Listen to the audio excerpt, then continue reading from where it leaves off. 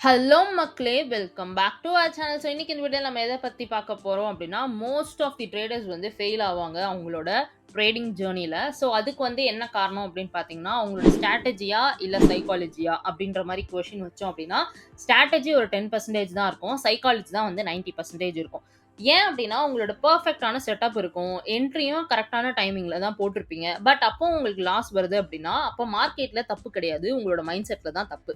So இந்த வீடியோல வந்து நம்ம எத பத்தி பார்க்க போறோம் அப்டின்னா, ஒரு 5 மைண்ட் செட் மிஸ்டேக்ஸ் வந்து எல்லா ட்ரேடருமே டெய்லியுமே நம்ம வந்து பண்ணக்கூடிய மிஸ்டேக்ஸ். அத எப்படி ஃபிக்ஸ் பண்றது? அண்ட் அத ஃபிக்ஸ் பண்றதுனால உங்களோட அக்கவுண்ட்ல இருக்க கேப்பிட்டல எப்படி சேவ் பண்றது? அப்டின்னு சொல்லிட்டு தான் பார்க்க போறோம். ஸோ பிஃபோர் வீடியோ போறதுக்கு முன்னாடி லைக் பண்ணிக்கோங்க, சப்ஸ்கிரைப் பண்ணிக்கோங்க. சோ தட் நம்மளோட ஃபியூச்சர் வீடியோஸ் உங்களோட நோட்டிஃபிகேஷன்ல வரும். ஆல்ரைட் மக்களே! ஸோ வாங்க வீடியோக்குள்ள போலாம். ஸோ ஃபர்ஸ்ட் மிஸ்டேக், லாஸ அக்செப்ட் பண்ண மனசு வராது நமக்கு. ஏன் அப்டின்னா, ஃபார் எக்ஸாம்பிள் இப்ப நம்ம ஒரு ட்ரேட் வந்து தப்பா போகுதுன்னு தெரியும். ஆனா அது வந்து குளோஸ் பண்றது கிடையாது. இப்போ வந்து ஒரு ட்ரேடர் இருக்கான். அந்த ட்ரேடர் வந்து என்ன பண்றான்னா, அவனோட அக்கவுண்ட் வந்து ரூ. 1000.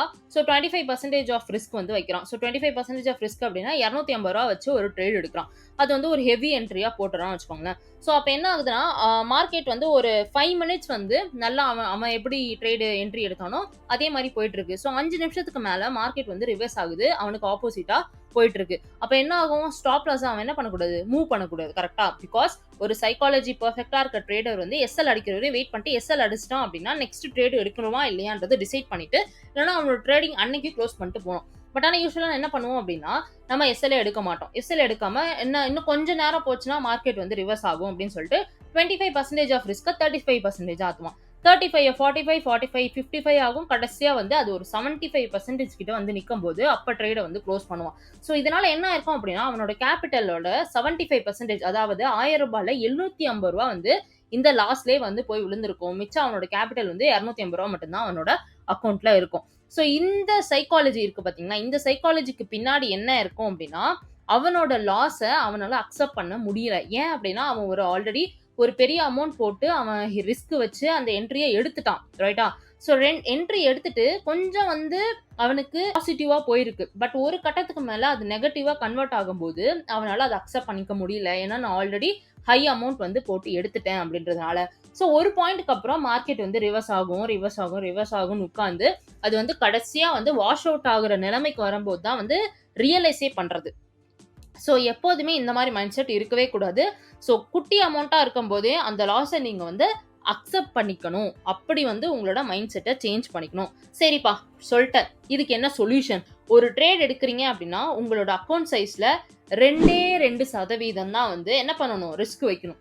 ஃபார் எக்ஸாம்பிள் உங்களோட அக்கவுண்ட் ரூ. 100 அப்படின்னா, அதுல ரூ. 2 தான் வந்து ரிஸ்க் வைக்கணும். ஸோ இத வச்சு நீங்க உங்களோட ரிஸ்க் ஃபேக்டர்ஸ நீங்க ஈஸியா வந்து கால்குலேட் பண்ணிக்கலாம். ரைட்டா? ஸோ ஸ்டாப் லாஸ் கண்டிப்பா யூஸ் பண்ணணும். ஸ்டாப் லாஸ் அடிக்கும்போது அப்படின்னு உங்களுக்கு தெரிஞ்சிரும். கரெக்ட்டா? ஸோ அடிக்க போகுதுன்னு தெரிஞ்சிருச்சுன்னா, தயவு செய்து ஸ்டாப் லாஸ மூவ் பண்ணாதீங்க. எஸ்எல் அடிச்சிருச்சா? ரைட். இந்த ட்ரேட் அவ்வளவுதான் அப்படின்னு சொல்லிட்டு க்ளோஸ் பண்ணிடுங்க. நெக்ஸ்ட் ட்ரேட் எடுத்தாலும் பெட்டர்.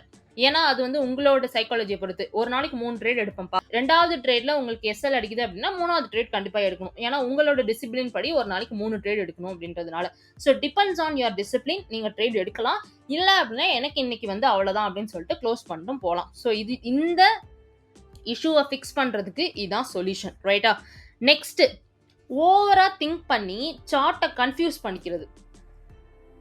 இது வந்து எப்படி சொல்லலாம் அப்படின்னா, சிம்பிளா வந்து ஓவர் திங்கிங் அப்படின்ற மாதிரி சொல்லலாம். ஸோ சார்ட்ல வந்து எல்லாம் ஆட் பண்ணியிருப்போம். ஃபார் எக்ஸாம்பிள் வந்து ஆர்எஸ்ஐ போட்டிருப்போம், ஃபிப் போட்டிருப்போம், போலிங்கர் பேண்ட் போட்டிருப்போம், மெக்டி போட்டிருப்போம், ஸ்டொகாஸ்டிக் போட்டிருப்போம். இந்த மாதிரி நிறைய, பிகாஸ் நம்மளோட வீடியோஸ்லேயே நிறைய ஸ்ட்ராட்டஜி சொல்லி கொடுத்துருப்போம்.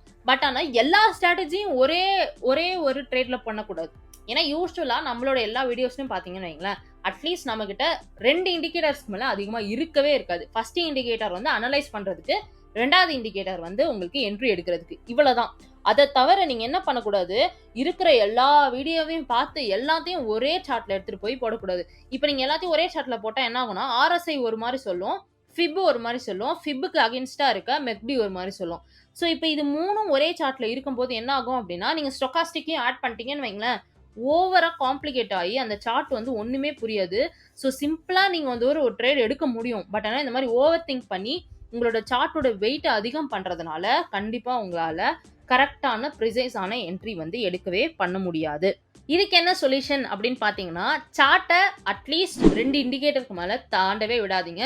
வெறும் 2 இண்டிகேட்டர் தான். அண்ட் உங்களுக்கு பெர்ஃபெக்ட்டான சிக்னல் என்ட்ரி கிடைச்சுச்சுன்னா, அந்த இண்டிகேட்டர டெலீட் பண்ணிருங்க. டெலீட் பண்ணிட்டு கிளியரா எப்போதுமே வந்து சார்ட்ட வச்சுக்கோங்க. அண்ட் எப்போதுமே வந்து சிம்பிளான சார்ட் இருக்கும்போது தான் உங்களுக்கு பெர்ஃபெக்ட்டான மைண்ட் இருக்கும். ஏன் அப்படின்னா, உங்களோட சார்ட் வந்து குப்பை மாரி இருந்துச்சுன்னு வைங்களேன், எது எங்க போதுன்னே உங்களால வந்து கணிக்க முடியாது. ஸோ அப்படி இருக்கும்போது, ஓவர் தான் திங்க் பண்ணுவீங்க. அப்படி பண்ணவே கூடாது.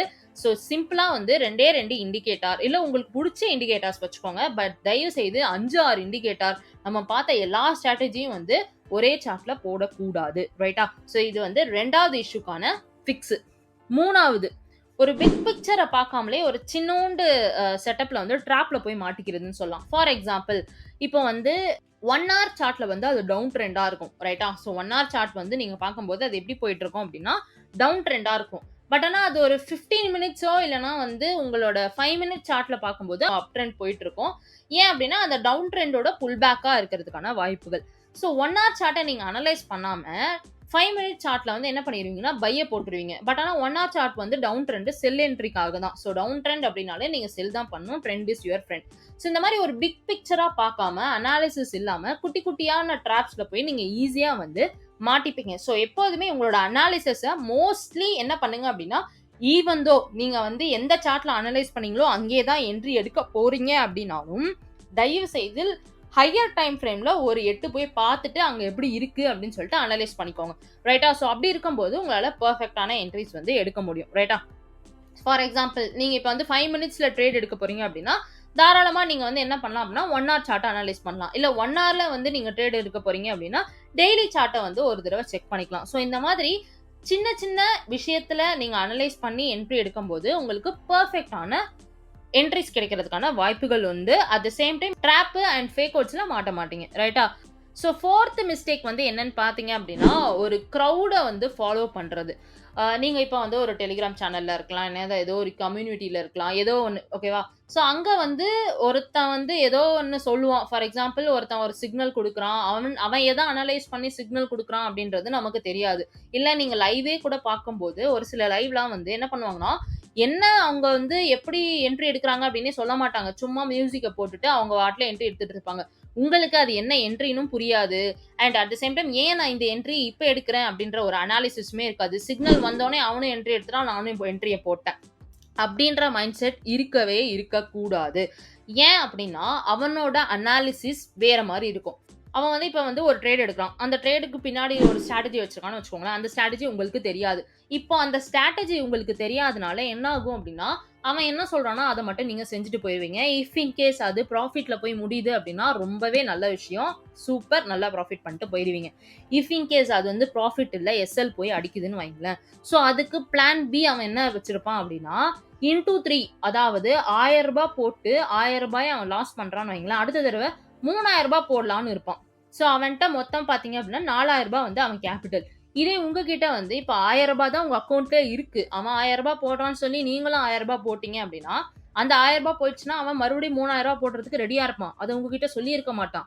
ஸோ அப்படி இருக்கும்போது உங்களோட ரூ. 1000 போயிடுச்சுன்னா, கண்டிப்பா உங்களோட அக்கவுண்ட் வந்து வாஷ் அவுட் ஆகி போயிடும். ஸோ கண்டிப்பா நான் என்ன சொல்வேன் அப்படின்னா, ஒரு ஒரு குரூப் ஆஃப் பீப்பிள் இல்லனா ஒரு கிரவுட் வந்து எத ஃபாலோ பண்றாங்களோ, அதே வந்து ஃபாலோ பண்ணணுன்றது அவசியமே கிடையாது.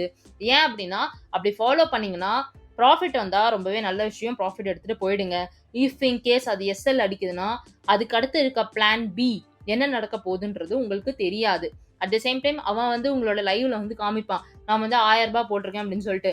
ஆனா உண்மையாவே அவன் ரூ. 1000 போட்டானா அப்படின்றது யாருக்குமே தெரியாது. ஸோ வந்து என்ன பெஸ்ட் வந்து என்ன அப்படின்னா, தயவு செய்து ஒரு கிரவுட்ல இல்லனா ஒரு டீம்ல ஒரு குரூப்ல சொல்றாங்க சிக்னல் வருதுன்னு சொல்லிட்டு என்ட்ரி எடுக்கவே எடுக்காதீங்க. உங்களோட ஓன் ஸ்ட்ராட்டஜி, உங்களோட ஓன் அனாலிசிஸ் இல்லாம.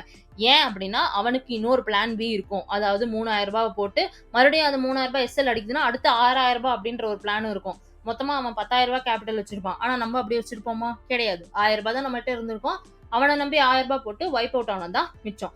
ஸோ வந்து கண்டிப்பா இதுக்கு வந்து என்ன சொல்யூஷன் அப்படின்னு பார்த்தீங்க அப்படின்னா, அனாலிசிஸ் இல்லாம யாரோ சொல்றாங்களேன்னு சொல்லிட்டு தயவு செய்து என்ட்ரி எடுக்கவே எடுக்காதீங்க. அட் த சேம் டைம் ஒரு என்ட்ரி எடுத்தாலும் இதுக்கு என்ன பிளான் பி அப்படின்றத யோசிங்க. இப்போ அவன் ரூ. 1000 போடுறான். ரூ. 1000ல லாஸ் அடிச்சுன்னா அடுத்து ரூ. 3000 போட்டாதான் அவனால அந்த ரூ. 1000 ரெக்கவர் பண்ண முடியும். அட்லீஸ்ட் அதையாவது நீங்க யோசிங்க. நம்ம ரூ. 1000 போடுறோமே, இத எஸ்எல் அடிச்சதுன்னா நம்ம எப்படி இந்த 1000 ரெக்கவர் பண்றது அப்படின்னு சொல்லிட்டு தயவு செய்து ஒரு பிளான் பி வச்சுக்கோங்க. பிளான் பி இல்லாம ஒரு கிரவுட்ல யாரோ சொல்றாங்களேன்னு சொல்லிட்டு என்ட்ரி எடுக்கவே எடுக்காதீங்க. ஓகே. நெக்ஸ்ட் வந்து என்ன அப்படின்னா ஃபோமோ. ஸோ ஃபோமோ வந்து எல்லாருக்குமே உள்ளதான். ஃபியர் ஆஃப் மிஸ்ஸிங் அவுட் அப்படின்ற மாதிரி சொல்லுவோம். ஸோ என்ன அப்படின்னா சார்ட்ல வந்து பர்ஃபெக்டான செட்டப்பை பார்த்துருப்போம். பட் ஆனால் நம்மகிட்ட வந்து பேஷன்ஸ் இருக்காது. ஸோ என்ட்ரி வந்து இமிடியேட்டாக கொடுத்துருவோம். ஸோ ஏன் வந்து என்ட்ரி வந்து இமிடியேட்டாக கொடுத்துருவோம் அப்படின்னா, ஐயோ இந்த செட்டப் வந்து மிஸ் ஆயிடுச்சு அப்படின்னா நம்ம வந்து நெக்ஸ்ட் ப்ராஃபிட் பண்ண முடியாது அப்படின்னு சொல்லிட்டு. பட் ஆனால் நீங்கள் வந்து ஒழுங்காக அனலைஸ் பண்ணாமல் உங்ககிட்ட ஒரு செக்லிஸ்ட் இருக்கும். அந்த செக்லிஸ்ட்ல 5மே டிக் ஆனா மட்டும்தான் நீங்க என்ட்ரி போடணும். பட் ஆனா இந்த ஃபோமோனால என்ன ஆகும், பரவாயில்ல 4 தான் நமக்கு வந்து பெர்ஃபெக்ட்டா வந்துருச்சுல, நம்ம வந்து என்ட்ரி போட்டுருவோம் அப்படின்னு சொல்லி நீங்க என்ட்ரி போடும்போது என்ன ஆகும், அது எஸ்எல்ல போய் அடிக்கிறதுக்கான வாய்ப்புகள் உண்டு. எப்போதுமே இந்த ஃபோமோக்கு ஒரு மிகப்பெரிய சொல்யூஷன் வந்து உங்க மேல இருக்க நம்பிக்கை தான், உங்களோட செக்லிஸ்ட் தான். இப்போ நீங்க ஒரு என்ட்ரி எடுக்க போறீங்கன்னா உங்ககிட்ட இருக்க செக்லிஸ்ட்ல எல்லா டாட்ஸுமே கனெக்ட் ஆயிருக்கா அப்படின்னா மட்டும்தான் நீங்க என்ட்ரி எடுக்கணும். அட்லீஸ்ட் ஒரு டாட் கனெக்ட் ஆகலனாலும் கண்டிப்பா நீங்க என்ட்ரி எடுக்கக்கூடாது. பட் ஆனா நீங்க என்ன பண்ணுவீங்க, ஃபோமோ, அதாவது ஐயோ இந்த செட்டப் மிஸ் ஆயிட போகுது அப்படின்னு சொல்லிட்டு என்ட்ரி எடுக்கிறதுனால அகைன் அது என்ன ஆகும், எஸ்எல் அடிச்சு உங்களோட அக்கௌண்ட் வைப் அவுட் தான் ஆகும். ஸோ கண்டிப்பா வந்து ஃபோமோ இருக்கும்போது நீங்க என்ன பண்ணணும்னா செக்லிஸ்ட் தான் அதுக்கு சொல்யூஷன். உங்களோட செக்லிஸ்ட் எழுதுங்க. செக்லிஸ்ட்ல இருக்க எல்லாத்தையும் டிக் பண்ணுங்க. நீங்க ஒரு என்ட்ரி எடுக்கும்போது எல்லாமே டிக் ஆச்சுன்னா தான் தயவு செய்து என்ட்ரி போடணும். அது வரையும் நீங்க என்ட்ரி போடவே கூடாது. ரைட்டா? ஸோ இந்த 5 முக்கியமான மிஸ்டேக்ஸ் தான் வந்து யூசுவலா எல்லாருமே பண்றது. அட் த சேம் டைம் என்னோட பிகினிங் ஸ்டேஜ்ல நானுமே இதை பண்ணியிருக்கேன். ஏன் அப்படின்னா அப்பெல்லாம் வந்து நான் வந்து ட்ரேட் பண்ணும்போது இதெல்லாம் சொல்றதுக்கு தயவு செய்து நீங்க நினைச்சு கூட பாத்துக்கோங்க, யாருமே கிடையாது. தமிழ் யூடியூபர்ஸ் யாருமே கிடையாது இதெல்லாம் வந்து சொல்றதுக்கு. ரைட்டா? ஸோ அப்போ வந்து என்னோட எக்ஸ்பீரியன்ஸை நம்மளோட பீப்புள் கிட்ட ஷேர் பண்ணும்போது நெக்ஸ்ட் டைம் நீங்க இந்த மிஸ்டேக் பண்ணாம இருக்கிறதுனால அட்லீஸ்ட் உங்களோட அக்கௌண்ட்ல 75% ஆஃப் கேபிட்டலை கண்டிப்பா சேவ் பண்ண முடியும். ஈவன் தோ உங்களோட ஸ்ட்ராட்டஜி பெர்ஃபெக்டா இருக்கு, உங்களோட மைண்ட் செட் பெர்ஃபெக்டா இருக்கு, அப்பவும் எஸ்எல் அடிக்குது அப்படின்னா that is going to be different thing. But ஆனா ஸ்ட்ராட்டஜி எப்போதுமே 10% தான். பட் உங்களோட மைண்ட் செட் தான் வந்து 90%. மார்க்கெட்ல நீங்க டெய்லியுமே ட்ரேட் பண்ணாதான் ப்ராஃபிட் பண்ண முடியும் அப்படிலாம் கிடையவே கிடையாது. மார்க்கெட்ல நீங்க வந்து சஸ்டெயின் ஆகணும் அப்படின்னா என்னோட பெஸ்ட் அட்வைஸ் வந்து என்ன சொல்லுவேன்னா, டெய்லியுமே ட்ரேட் பண்ணாதீங்க. அட்லீஸ்ட் டெய்லியும் ட்ரேட் பண்ற மைண்ட் செட் இருக்கா உங்களுக்கு, ஒரு நாளைக்கு 2 ட்ரேடுக்கு மேல ட்ரேடே எடுக்காதீங்க. ரைட்டா? ஸோ இதெல்லாம் பண்ணும்போது கண்டிப்பா உங்களோட கேபிட்டலை 75% வரையும் உங்களால சேவ் பண்ண முடியும். கண்டிப்பா இந்த வீடியோ வந்து உங்களுக்கு ரொம்பவே பிடிச்சிருக்கும்னு நினைக்கிறேன். ஸோ இந்த 5 மிஸ்டேக்ல கரண்டா நீங்க எந்த மிஸ்டேக் பண்ணிட்டு இருக்கீங்கன்னு சொல்லிட்டு நம்மளோட கமெண்ட் செக்ஷன்ல கொடுங்க. தேங்க்யூ மக்களே. தேங்க்யூ ஃபார் வாட்சிங். Let's meet on the next episode.